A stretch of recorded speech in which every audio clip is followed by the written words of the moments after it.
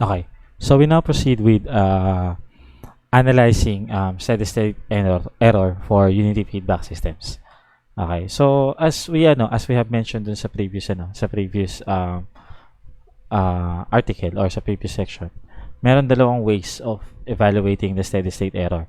So we can evaluate your steady-state error in terms of the closed loop transfer function T of S, wherein gagamitin natin itong block diagram na to. Okay. So in that case, we will find the error by finding the difference, okay, between the input signal and the output signal. So magkakaroon tayo ng error signal dito. Okay, so we call that yung E of S is basically the error signal, not the steady state error. Okay. But in the case of in the case of finding your output, that would be the input times the transfer function or the closed loop transfer function. Okay, so we now what we do is we substitute this here. Okay, so we will have E of S equals, tanggalin natin yung mga of S para mas malino yung derivation natin. So we will have E equals R minus, substitute natin to, this is R times T. Okay, and then let us factor out yung R, so that gives us R times this is R times 1 minus T. That would be your E, and this is your equation 6.4. Yan yung maging equation 6.4 ninyo. Okay, now again, although equation 6.4 would allow us to solve for E of T kasi nga error signal siya. Okay, it would allow us to solve for E of T at any time T. Ang kailangan lang nating malaman is yung steady state error. Okay, and that steady state error is actually the final value. Okay, that will be the final value of your error. So ito yung kino-consider natin na steady state error. So yung final value nung error signal niyo is basically the steady state error. Okay, in that case, we are now to apply yung final value theorem ng Laplace transform. Okay, and kung maalala nyo yan, we were able to discuss that sa chapter 2 ng lesson natin, ng course natin, in which we can find the final value of the function f. Okay, so kung meron kayong function f of t, okay, ang final value niya na ito. Okay, and which is basically the limit of f of t as your t approaches infinity. Okay, yan yung final value na tawag. Okay, pero merong alternative yan in terms of Laplace transform, that is yung ating f of infinity or the final value of f can actually be found using the limit of s times f as your s approaches 0. Okay, kaya lang meron tong special restriction.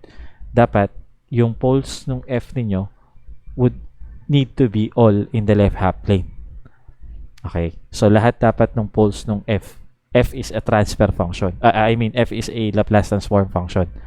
So, ibig sabihin rational function ito. And therefore, meron tong poles. Okay.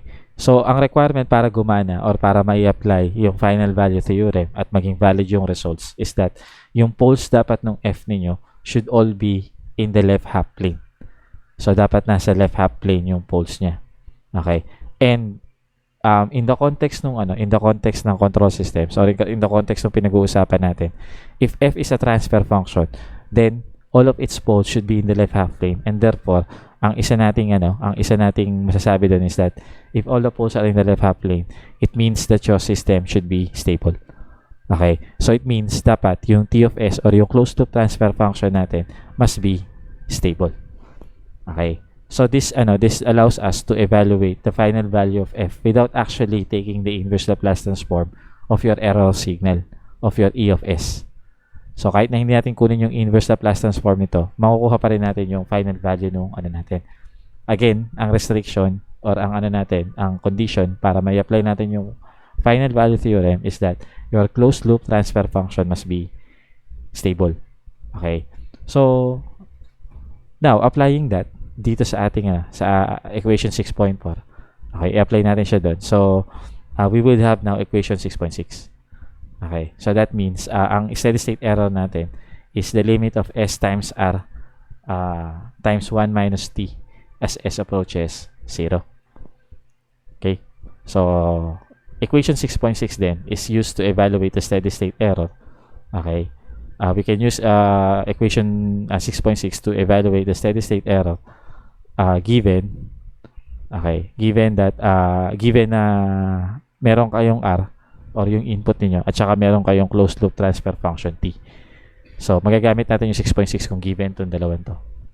Okay, so we can have example 6.1. Okay, so let us find the steady state error for the system of figure 6.2. So yung figure 6.2 ninyo is basically a single block na merong t, tas ito yung kanyang r, tas ito yung kanyang c. So again, may evaluate natin yung error nito kung ipi-feed forward natin si r papunta dito. Bibigyan natin ng negative sign si c. Okay? Tapos yung magiging sum o basically difference nitong input niyo tsaka ng nung c niyo, nung output niyo sa summing junction is basically your error signal. Okay? So yan yung figure 6.2. Okay, so we can now evaluate since ang binigay naman sa atin is unit step. That means ang r of s natin is 1 over s. Okay? So, tapos ito yung t of s natin. That is 5 over s squared plus 7s plus 10. Okay, so i-apply natin si equation 6.6 para makuha natin yung yung steady state error. So we will have ESS equals the limit of s times ang r natin is 1 over s times itong t natin, that's 1 minus ito.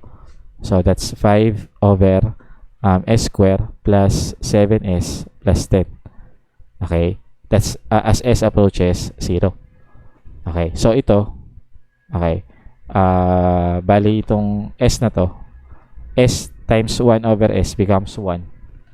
Okay, tapos kung i-apply natin tong limit, yung properties ng limit dun sa ating sa ating function, we can actually distribute the operation. Yung limit operation, pwede natin i-distribute dito kasi linear naman yan eh. Okay, so that should give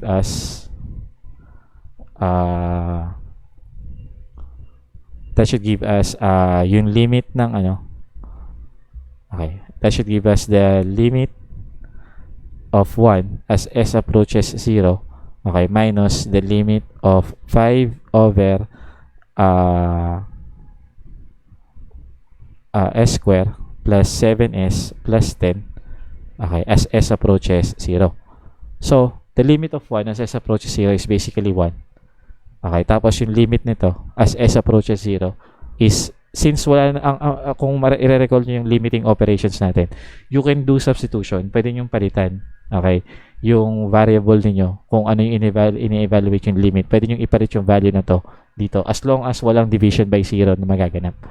So since kapag ito sinubstitute ko dito, wala namang division by 0 na magaganap, so pwede ko siyang simply substitute. So that gives me that should make this yung limit nitong function na to as s approaches 0 as 5 over 10 or basically 1/2. Okay, so that makes now my steady state error as 1 minus 1/2 or 1/2. So ito yun. Okay, so ayun, that's how we evaluate the limit using the unit step the closed loop transfer function. Okay, so we simply use equation 6.6 tapos nakaano lang tayo na kailangan lang natin alam yung r at saka yung t. Okay, so ayun. So let us verify yung magiging yung results nung nakuha natin. Okay, so take note na ang nakuha nating result ay 1/2. Okay, yung steady state error ng nakuha natin is 1/2. Okay, so let us try to verify that result using I'm using MATLAB here pero the code would equally work sa Octave. Okay, with a very few differences.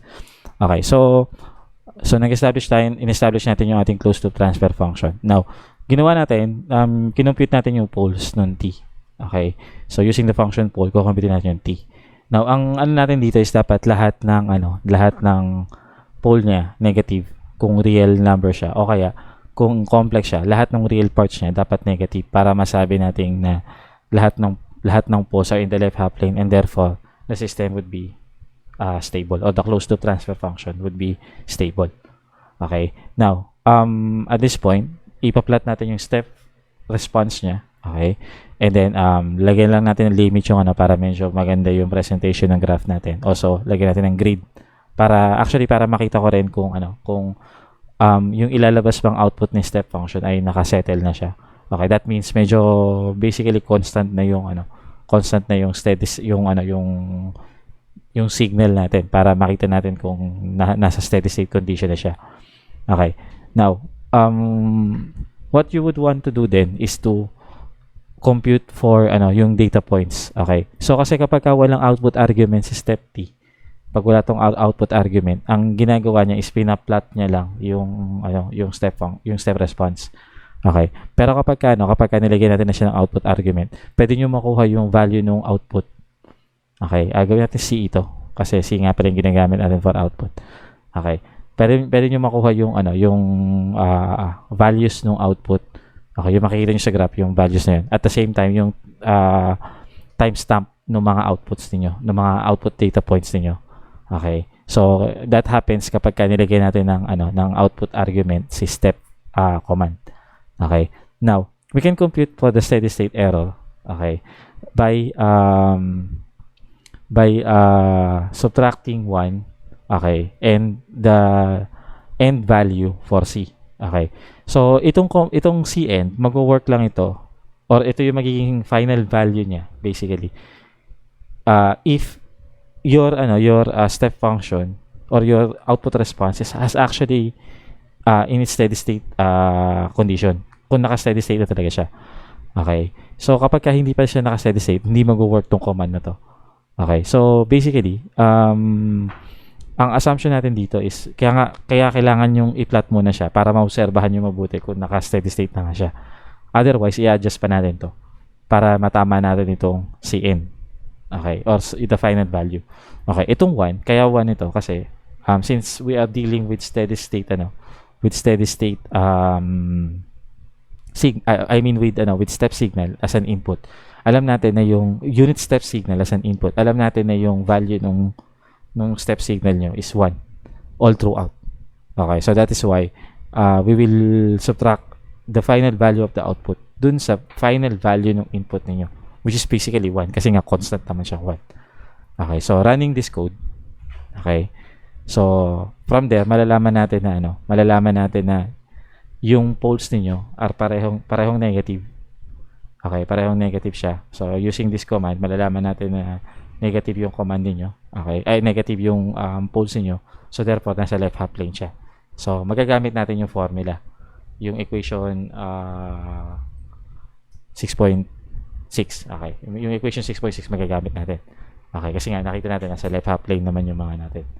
Okay, and then this would be your step plot. Okay, so observe natin na itong itong part ng niyo is nasa settling part na siya.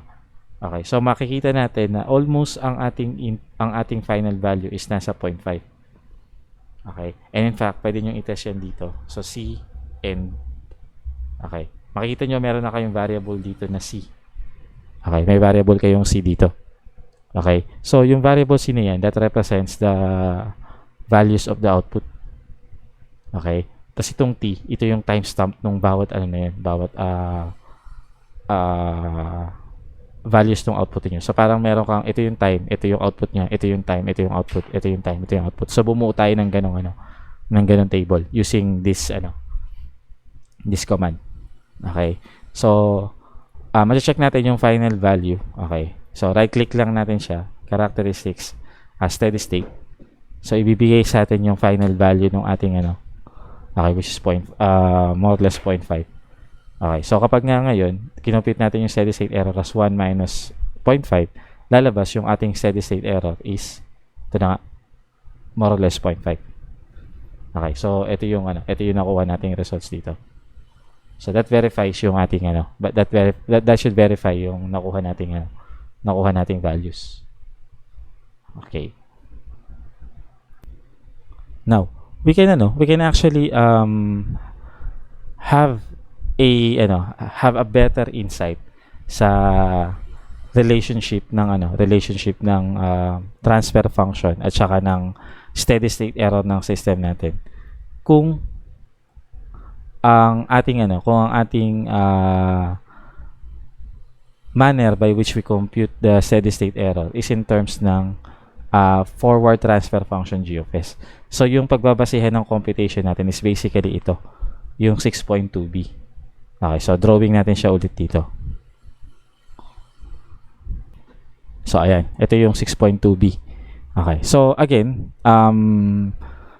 we can see na yung e nyo equals r minus c. Okay, galing dito sa aming junction. But in the case ng unity feedback system, okay, makikita natin na yung output natin c is basically e times g.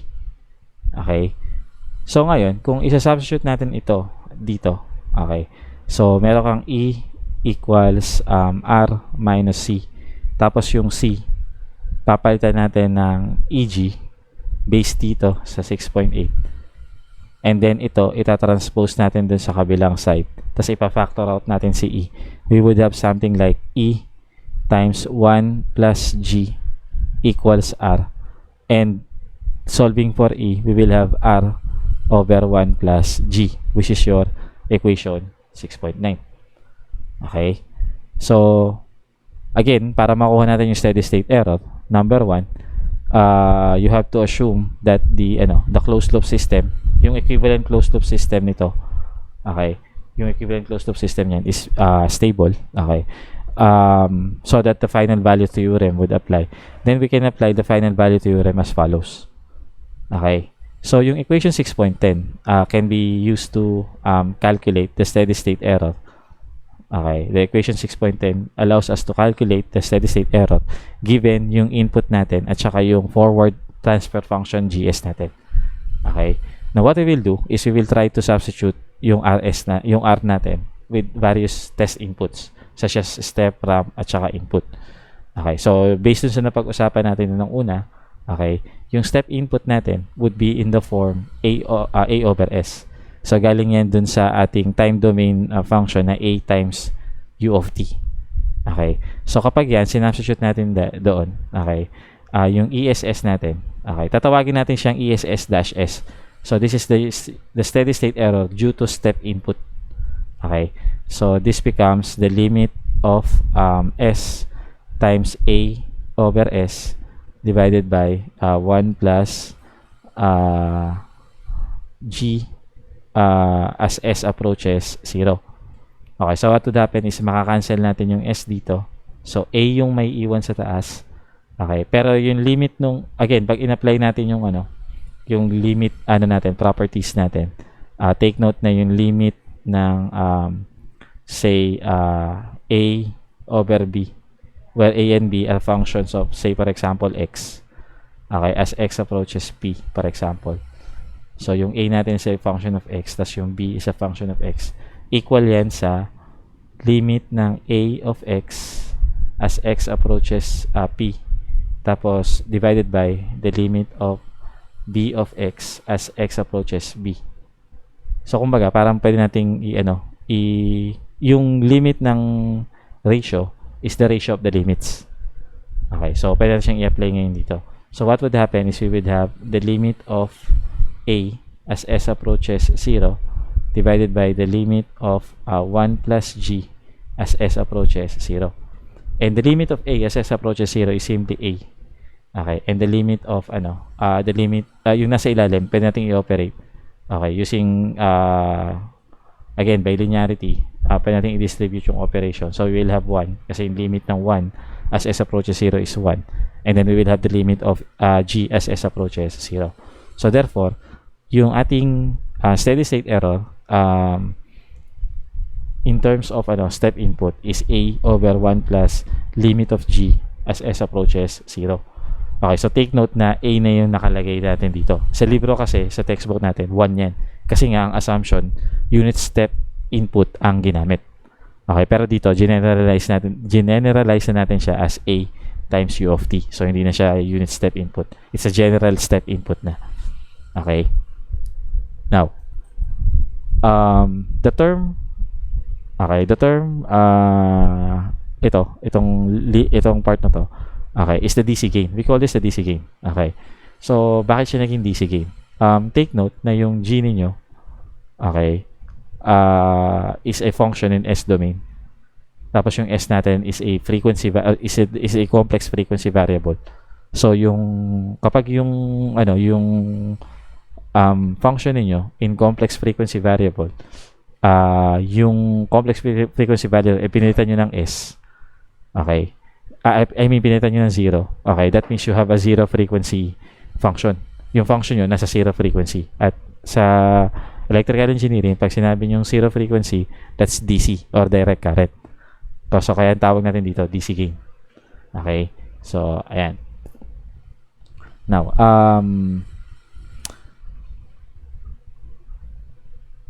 in order to have a zero steady state error, okay, para yung itong 6.11 ninyo, okay, mag-zero yan. Okay.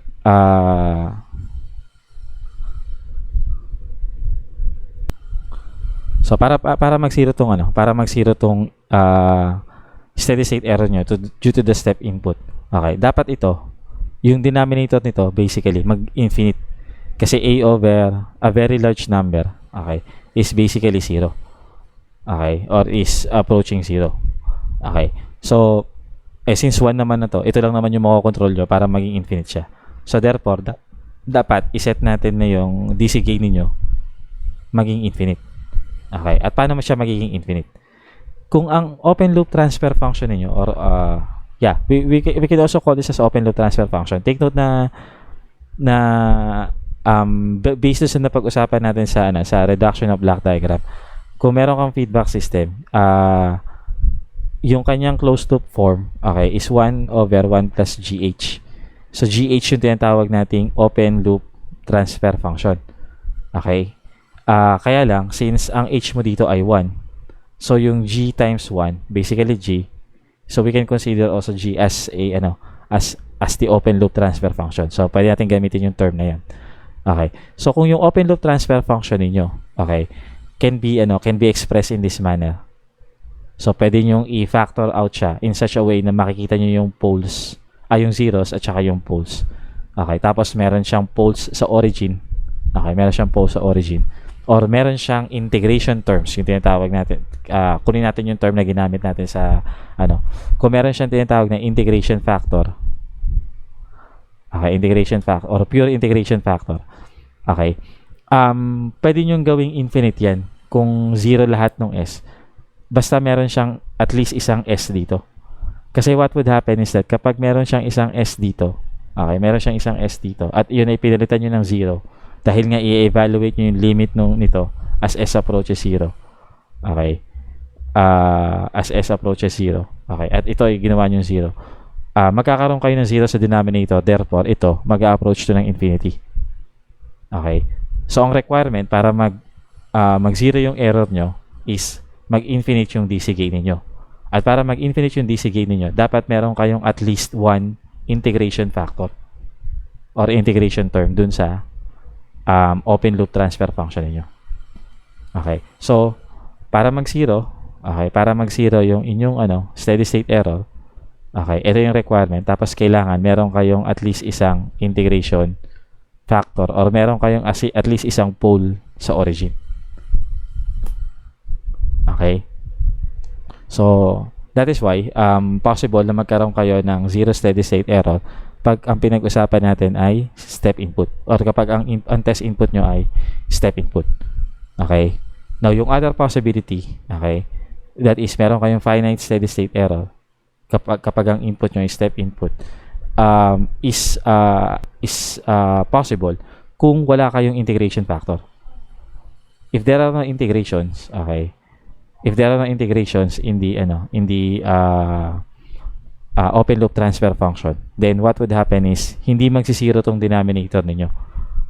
Otherwise, ang mangyayari is that lahat ng S nyo masisiro. So, mamumultiply nyo lahat ng zeros. Okay, mamumultiply natin lahat ng zeros. Okay? Tsaka lahat ng poles. So, yung magiging DC gain nyo is the ratio of the product of the zeros divided by the poles. Okay? Now, this becomes finite. Yung inyong steady state error ngayon due to the step input, which is A over 1 plus the limit of G as S approaches 0 is considered finite. So, yun yung dalawang possibilities na pwedeng mangyari kapag ang input nyo ay step. Okay? Zero error o kaya finite error. So, mangyayari ang zero error. Okay?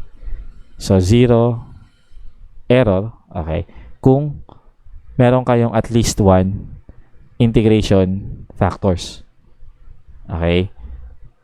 Ngayon, kung wala naman kayong wala kayong integration factors, you would have a finite steady state error. So this is for your step input. Okay? So yung finite steady state error nyo, ito yung ibibigay niya. Or ganyan nyo siya makukuha. Okay? So ayan. Now, in terms naman ng ramp. Okay. So again, sisimulan natin siya sa Sisimulan natin siya sa ESS equals S times R over 1 plus G. Yung limit nito as S approaches 0. Okay. Take note na yung R natin or R of S natin is A over S square. Dahil galing yan sa AT times U of T. Okay. So, we can now have this as the limit of S times A over S square. Okay. As divided by 1 plus G as S approaches 0. So, yung isang S na to, tsaka yung dito, yung isa dito, magka-cancel. Tapos ito, mamumultiply sa denominator. Okay. So, that becomes, lagyan natin dito. So, that should become the limit of A over S times G. Okay. As S approaches 0. And then again, applying yung limit natin, yung limit ng A as S approaches 0 is basically A. Yung limit ng S as S approaches 0 is 0. Okay? Yung limit ng S as S approaches 0 is 0. And then yung limit nito, okay? So we'll have the limit of S times G as S approaches 0 is this one. So now, that becomes of your steady state error due to a ramp input. Okay, so i-differentiate natin siya dun sa previous expression natin. Okay, as by placing this dash R dito. So this means na steady state error natin yan due to a ramp input. Okay, so which is given by this expression. Now, how can we have a zero steady state error para sa ramp input? Okay, so para magkaroon kayo ng zero steady state error para sa ramp input, again, kailangan yung denominator ninyo. Okay. Hindi na to DC gain Hindi, yung DC gain is limit of G as S approaches 0 lang. Pero kung may nakamultiply na sa G, hindi na DC gain yan. Okay. So, yung denominator ngayon, nung ating error formula, dapat mag-infinite para mag-0 ito. Okay.